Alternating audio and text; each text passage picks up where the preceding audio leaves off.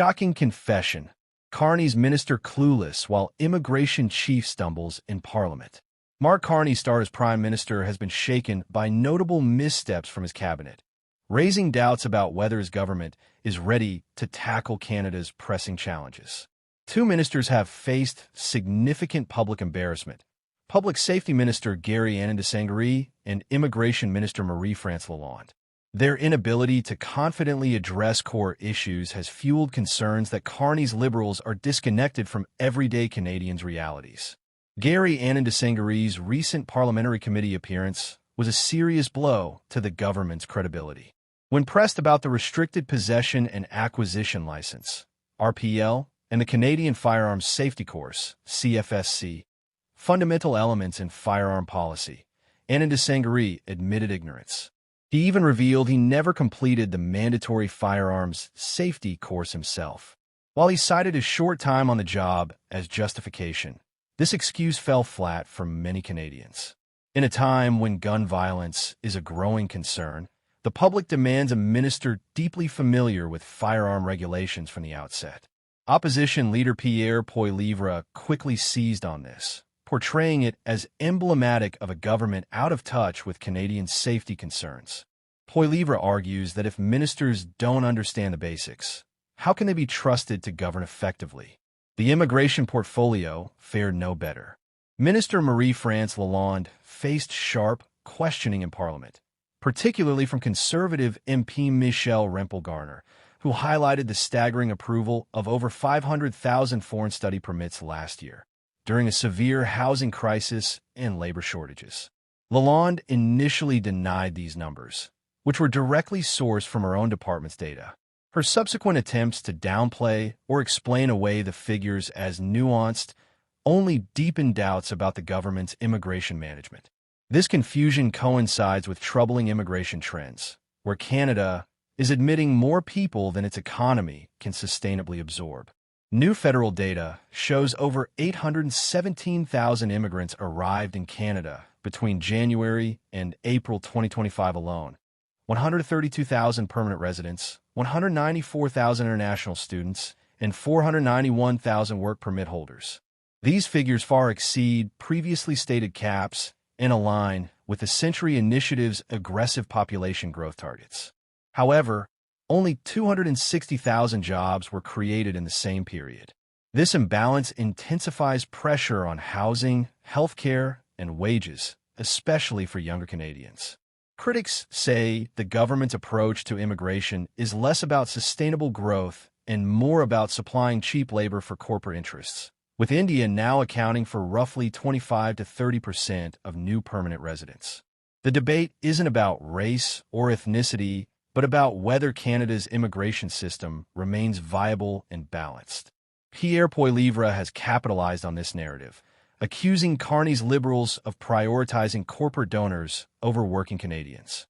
His campaign stresses the need for immigration reform that protects Canadian workers and ensures integration, particularly amid a housing affordability crisis. Poilievre's message has gained traction in communities struggling with job scarcity and rising living costs, positioning the Conservatives as a credible alternative focused on restoring economic order and fairness.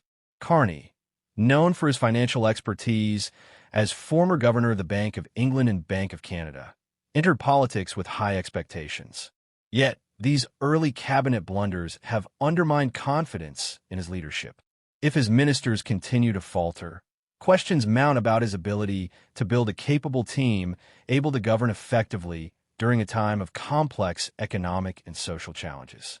Further economic woes are spotlighted by Industry Minister François-Philippe Champagne's dismissive response to a $7.1 billion merchandise trade deficit in April, Canada's largest ever. When challenged, Champagne called it just one data point, which many saw as dismissive amid factory closures and job losses. The government's failure to outline a clear plan to reverse trade deficits raises fears about Canada's economic resilience and competitiveness. Economic experts warn that without decisive policy changes, including improved trade negotiations and investment in key industries, Canada risks further job losses and weakened industries. Poilievre's conservatives argue the government must act swiftly to protect Canadian jobs and stimulate growth. Regional divides complicate the political landscape further. Alberta, for example, is predicted to overwhelmingly support Danielle Smith's United Conservative Party, UCP, which polls project to win 78 seats compared to the NDP's 9. The Liberals are largely limited to urban centers, illustrating challenges in winning support across diverse regions. Smith's surge signals a demand for stronger leadership focused on economic development and provincial autonomy, contrasting with Carney's faltering federal government. Carney's cabinet faces urgent pressure to regain public trust. Ministers Anand and Lalonde have opportunities to prove their competence through increased transparency and knowledge, but early failures have already damaged their credibility. The opposition is relentless, framing these incidents as proof that the Liberals lack readiness to address Canada's major issues. For the government, transparent communication and decisive policy action are now essential to reverse negative perceptions. For Poilievre, the Liberal struggles offer a strategic opening. His campaign emphasizes pragmatic solutions for housing, immigration, economic recovery, and public safety, drawing sharp contrasts with Liberal mismanagement. This approach resonates strongly with suburban and rural voters who feel overlooked by Ottawa's policies. Poilievre's ability to channel voter frustration into political momentum could define the upcoming election. The next few months will be critical in determining Canada's political trajectory. If Carney's team can improve ministerial competence and deliver policy results, the Liberals might stabilize their support. However, continued confusion and missteps risk accelerating their decline, potentially handing power to the Conservatives. Canadians remain watchful, eager to see whether Carney can turn his government's fortunes around or if these early setbacks will define his tenure. Canada faces immense challenges: a housing crisis, economic uncertainty, public safety concerns, and demographic pressures. Effective governance demands ministers who are not only knowledgeable but responsive to everyday Canadians' needs. So far, Carney's administration has struggled to meet these expectations, underscoring the significant work ahead.